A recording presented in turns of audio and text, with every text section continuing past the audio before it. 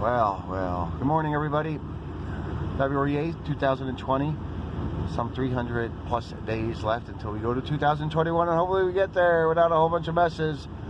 I don't know, January looked like 1 year all wrapped up in a month, didn't it? And that's only 1 out of 12 months. More things happened in January of 2020 than they did from January 1st to 1980 to 2000. Probably. Seems that way. That's what happens when things start to accelerate and expedite down the roller coaster of destruction. No, not this morning. I don't want to hear it. I want a little break from it too. But how can you do that when you walk outside and you see gray skies for pretty much the 26 out of the last 28 days? How does that happen? How do we get gray skies for 26 out of 28 days? Is it really a non-stop jet stream of fog or clouds right above us? Well, it's a jet, all right, jet streaming of purposely thrown upon us chemicals.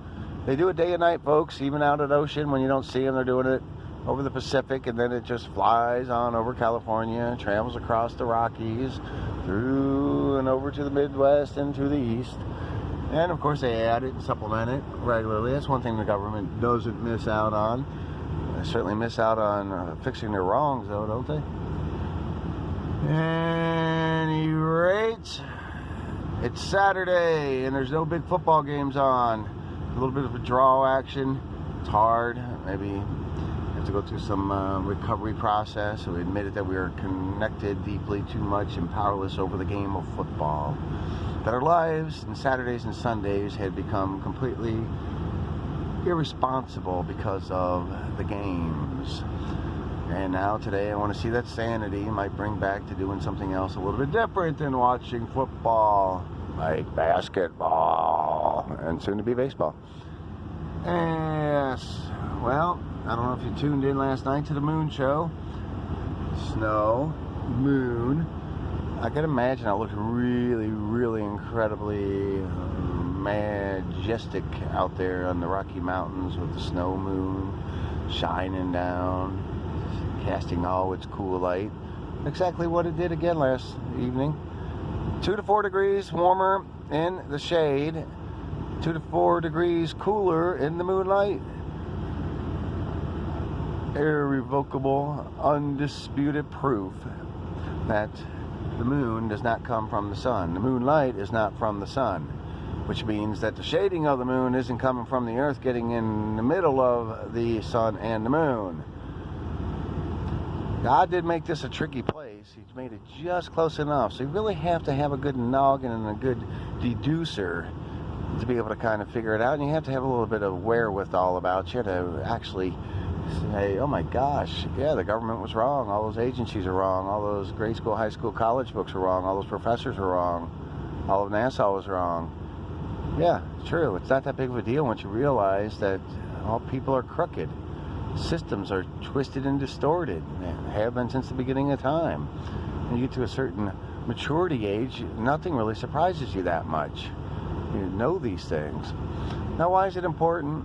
Well, you know, if there was some sort of sustainable longevity to our societal freedoms, we might just go right along with it and say, yeah, go ahead, they can, you know, lie all they want, no big deal. Nobody really sticks out of the crowd for going against the flow of the river. Which, by the way, must always go downhill, right? I mean, how do rivers climb uphill if it were a ball? Certainly water rolls down the hill. It's pretty amazing. Yeah, I'm going to quit these things. No drinking, no drugging. But I still got that cigarette addiction. But God's kind of calling me to do it less. But let's get back to the water and how somehow, logically, and only a few are going to appreciate this fact. Like when we were young and they told us that Earth was a ball instead of flat, like it looks and like it is. We would think, well, what do you mean, teacher? It's a ball? A globe? What? Wouldn't water just roll off the bottom of it? Oh, no. And that's when they first introduced the tricky card. Some would say akin to an abused race card, like in politics in a way. And no offense, people cheat all the time to get their points across. That's why I try to withdraw from the whole process. You can only do it so much. Life tends to pull you in. But what they missed back then, because that 8-year-old kid was absolutely correct. It was in the simplicity of it. If the Earth were a ball, now we thought just because, well, we'll go into this crevice and go into the sewer drain and go into a little hole in the backyard, into lakes, that we just don't see the whole picture of it. But with that one demonstration, mentally visualizing the Earth as a completely impermeable, smoothed off surface, that Earth, being a ball, still has to have curves. Just like on my knuckle there, not the round, spherical of a curve, but obviously water rolls down hills. So for anybody to discard that or discount it is ridiculous. You can't have a ball Earth and then discount that water rolls down curves. So by having it not being able to be seen far and wide, but now if we go ahead and theoretically, but still within the context of the helio model, put the Earth as a completely smooth, completely rounded, completely just like a cue ball or a beach ball, that wherever you're at, it's going to have slopes away from you. So that completely destroys the globe theory, because you can't have a guy 10 miles away having a slope away from him, having the water come here. I mean, that's why it's folly.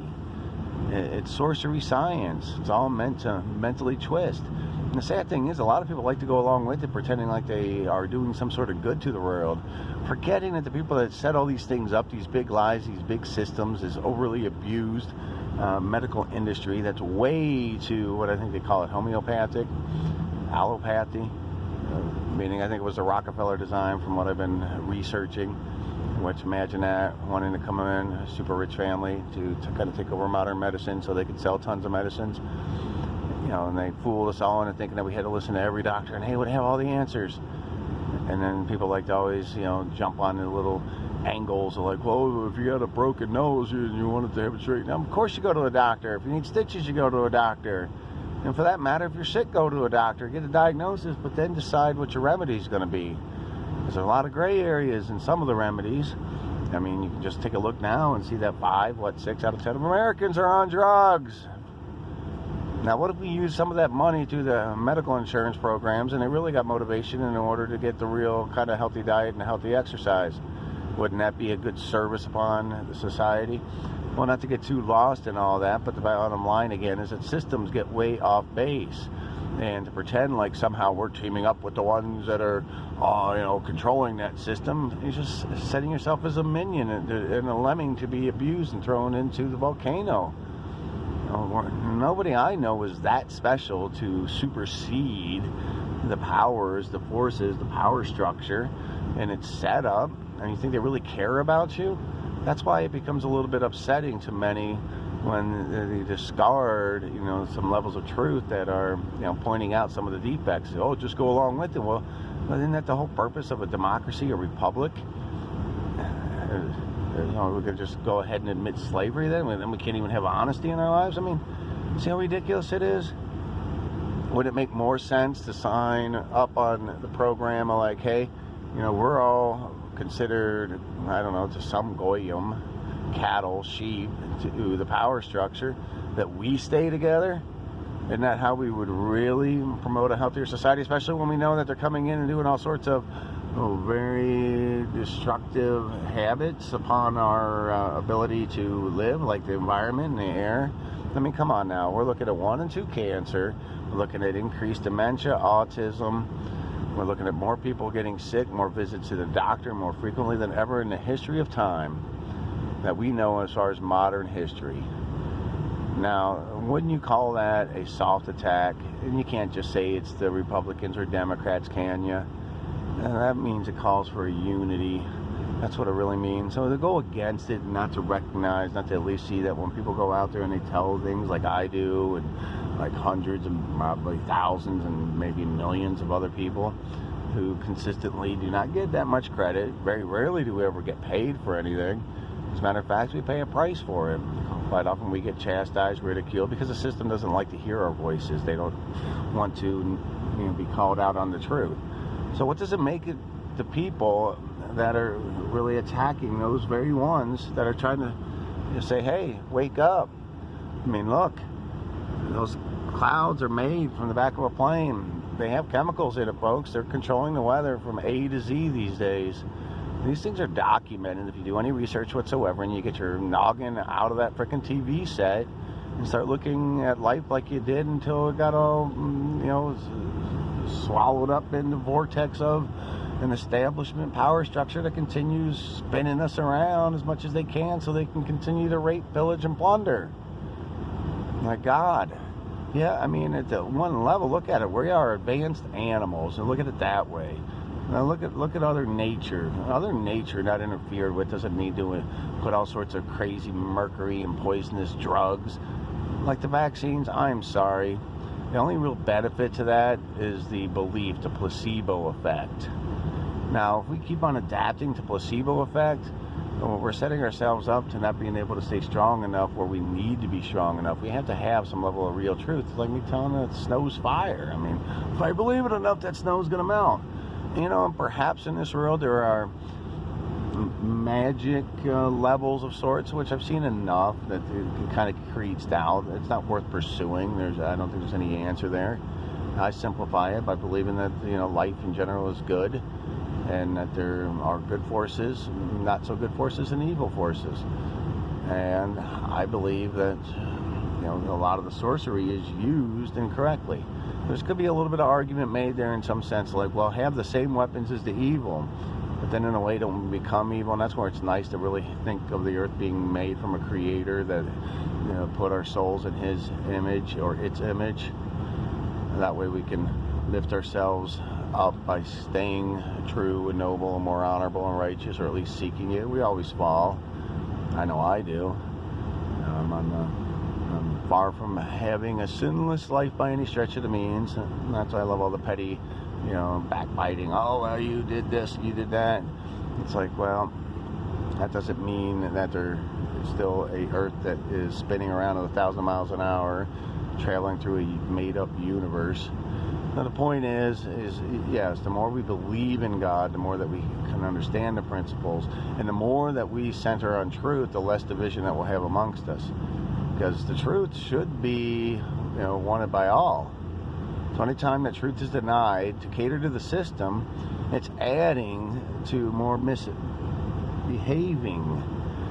I mean, there is some truth to the fact that some go freaking far distances because they knew that what they were being told was deceitful and lying, and they were put out there as outcast, and they fought back.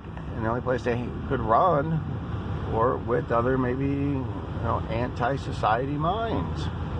And sometimes that doesn't necessarily mean criminalistic or hurting other people, but sometimes it can. The whole point is, if we have ourselves set on finding the world to be more of what it really is, calling out, taking power of ourselves to